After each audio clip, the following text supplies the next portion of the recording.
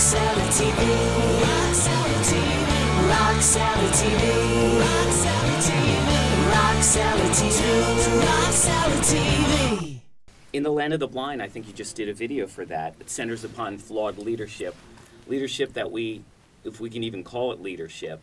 But let's talk a bit about that song and your impetus to feel so strongly to write about what's happening in the world. Yeah, it's just it mentions a lot of things. It talks about God, it talks about our leaders, it talks about, the church, and it's just basically what it's saying is wake up. Take the blinders off, because we got the blinders on. The guy, it's the phrase, in the land of the blind, the one-eyed man is king, which is meaning if you're going to stay blind, then you're going to, someone's going to take advantage of that.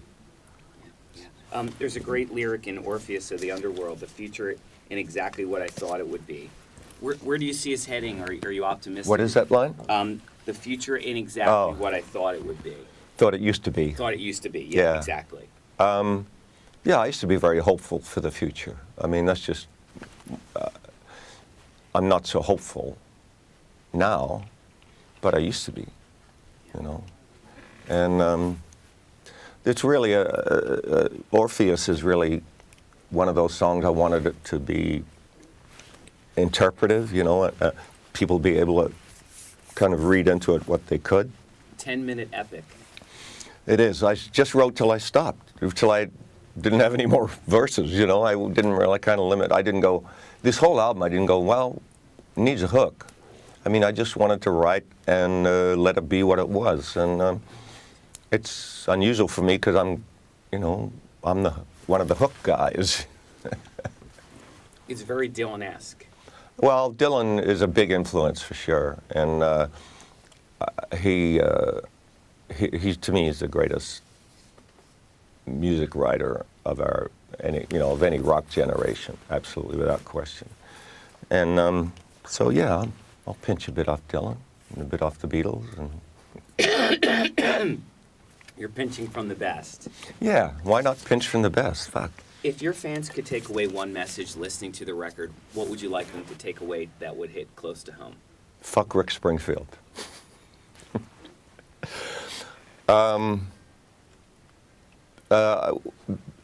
Question, don't lock into dogma and think that's it. If you stop looking and you stop questioning, my mom had great. I'm talking about religion particularly. In that, when I say that, my mom had great faith and was very sure about her God. And when she died a year ago, was very sure where she was going, and I envy that. But and I believe that I have my own beliefs, but I question them, and as a writer, I don't know anything else to do other than to question them. And so I would say question, look deeper, certainly read. Reading seems to be a lost art now. I read nonstop, and it fills my head with crazy ideas sometimes, but, you filter through them, and... What are some of your favorite books that you go back to? Authors, I certainly go. I mean, I was a big sci-fi guy. I've always loved sci-fi. The Dune trilogy, I had that by my bed and Stranger in a Strange Land. I had a couple of those books that became like a Bible to me. They opened up a line of thinking I hadn't been aware of before. And the whole Dune thing, the whole spiritual thing and the religious thing of the Dune trilogy was amazing to me. Great sci-fi writing has always been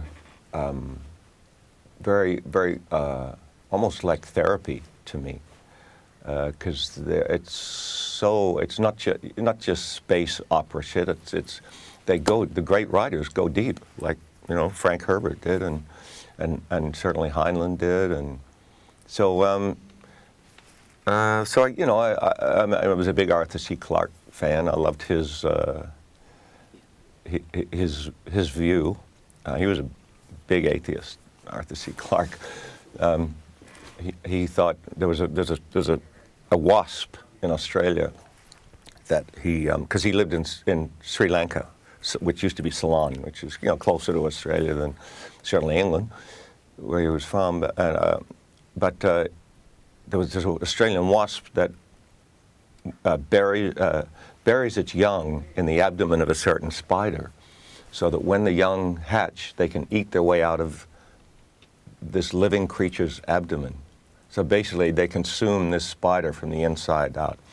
And he said, I can't fathom a God who would create a creature like that would cause that much pain to another living creature. And I kind of extrapolate on that with, he also created human beings, and we're the cruelest, ISIS buried women and children alive because of their beliefs. That's pretty fucked up. Yeah, that's crazy. You've had 17 top 40 hits. The majority were rockers. But it's interesting, early on you thought, and some of the singles early on were ballads like What Would the Children Think and things like that, but you always thought that you were going to make your mark. As a ballad writer, yeah. Yeah, I did. I was surprised none of them really caught fire, actually. But I always did love, playing guitar. I always loved the big spread guitars on a track. And but when when I signed to RCA in 1979, I'd written 3 songs. They'd heard 3 songs. None of them were. One was like a Speak to the Sky kind of thing, with a banjo and boom. What was that called? It was called Television. I'd never heard Television. Yeah, it was like a reggae thing. Television, television. About how we focus on, we get all our ideas from the TV now, And the second one was a thing called Easy to Cry that was kind of like a rip-off of Once I Rode Upon the Noise, Carry On Wayward Son. It was like had the kind of... but a huge hook. What's that? I was listening to it on the way down. Oh, really? Hook. Oh, you have that? Well, it's on the Working Class Dog Deluxe Edition. Oh, it is? Yeah. How did they find that? Anyway, and one other song, which was a ballad. Taxi Dancing? Was it Taxi Dancing? Wow. Well done. Yeah, so they heard those 3 songs and liked my writing, but, and actually, Ed DeJoy, who signed me, one of his favorite albums was Comic Book Heroes, which my second album, which did nothing, sold maybe 4 copies, thank you, 4 copies. And that was his main hook to sign me, was this old album that I thought, what a waste of time that was. Nobody bought it. But it was the best review I ever got in Rolling Stone, too, actually. It's a great record.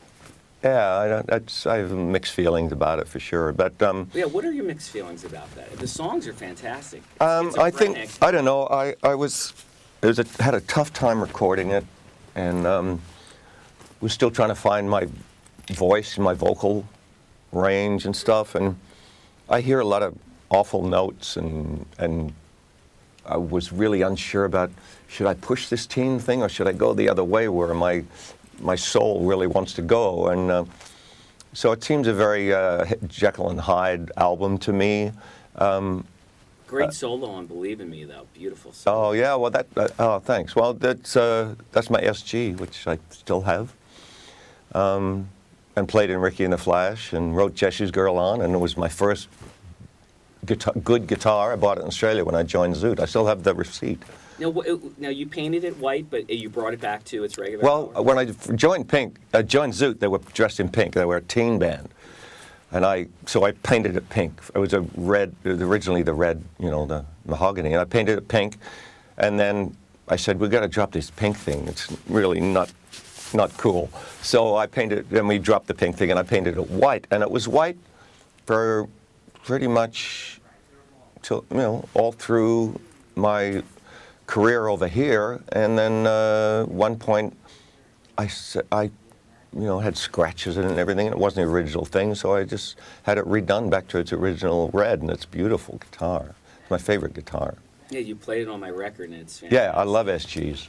Yeah. I love the sound, and mine's one of the great ones, from the 1968, 69, I think it is.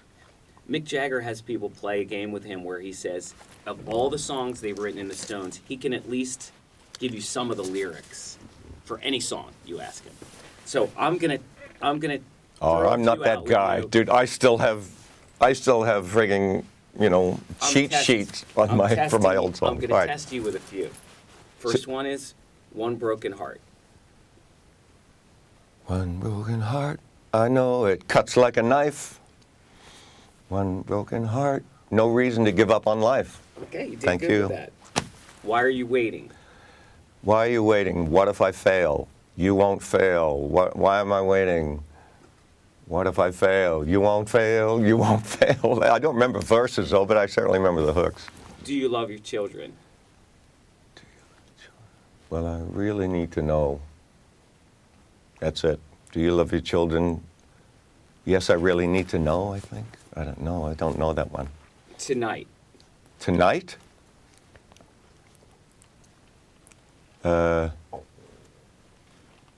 Nope. Tonight's a night. Nope. Yes. Going to be a. It's from Success Hasn't Spoiled Me Yet. Yeah, I know. I like the verse. It was a continuation of Jesse's Girl, was what it was. Because I love the idea, like Peggy Sue got married. I love that. I always loved when they'd continue a thought, and it talks about Jesse and Patty in the song. Jesse breaking rock, and I don't know, something like that, or about working on the dock, and yeah. You did okay. Yeah. Rock Salad TV. Rock Salad TV. Rock Salad TV. Rock Salad TV. Rock Salad TV. Rock Salad TV.